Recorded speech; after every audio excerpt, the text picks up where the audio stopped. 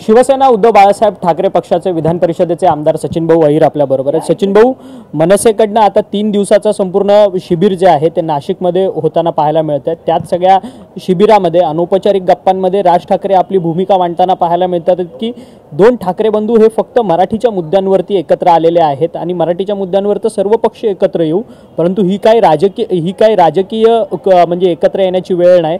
राजकीय एकत्र येण्याच्या संदर्भातला जो निर्णय आहे तो डिसेंबरला आम्ही घेऊ, ते पण वातावरण बघून, अशा पद्धतीचं वक्तव्य काय बोलले।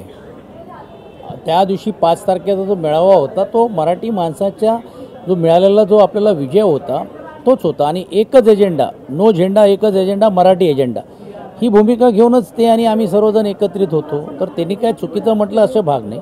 हां, राजकीय आता विश्लेषण, राजकीय कार्यकर्ते, आम्ही, तुम्ही, मी, सर्वांना वाटत होतं की आता हे 2 भाऊ एकत्र कधी नव्हते एका व्यासपीठावर आलेत, मग आता राहिलं काय, मग आता एकत्र पुढे येतील, बोलतील, चर्चा करतील, किंबहुना युतीमध्ये एकत्रित येतील, या सर्व गोष्टी जे आहेत। पण मला वाटते ते सर्व राजकीय विश्लेषण आहे। जोपर्यंत त्यांनी अधिकृत याच्याबद्दल भूमिका मांडली नाही किंवा अधिकृत बोलले नाही तर आम्ही बोलणं उचित होत नाही। आम्ही आमच्याकडनं जे काय असेल तर ते आमच्या अग्रलेखातून काल आम्ही आमची भूमिका स्पष्ट केली। ती भूमिका एकदा मांडल्यानंतर त्याच्यावरती विश्लेषण किंवा आमच्यासारख्यांनी बोलणं हे मला वाटते योग्य नाही।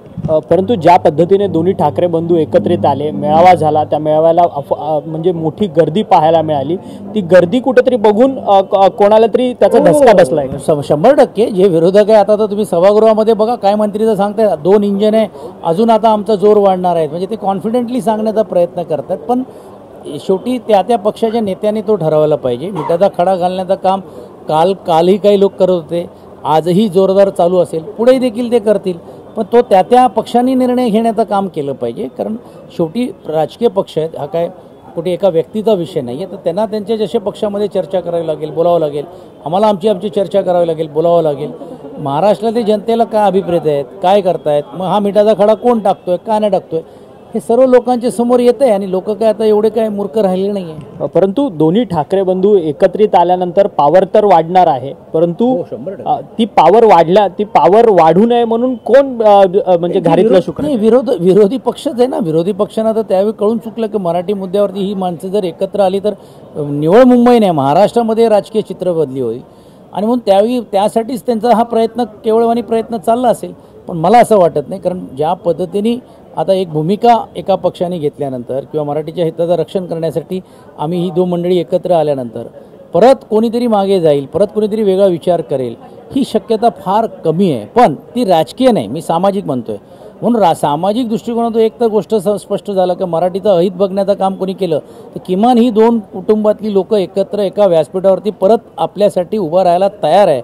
हा जो सुखद आनंद आहे हा सामाजिक दृष्टिकोनातून महत्त्वाचा महाराष्ट्राला आहे। धन्यवाद, तुम्ही आमच्याशी सविस्तर बातचीत केली। शिवसेना उद्धव बाळासाहेब ठाकरे पक्षाचे विधान परिषदेचे आमदार होते सचिन भाऊ अहिर। त्यांचं म्हणणं आहे की 2 ठाकरे एकत्र येतात आणि त्यांची ताकद वाढते, याचा धसका कुठेतरी विरोधी बाकावरच्या लोकांनी घेतलेला आहे आणि त्याचमुळे कुठेतरी मिठाचा खडा घालण्याचं काम जे आहे ते विरोधी बाकावरची लोक करतात।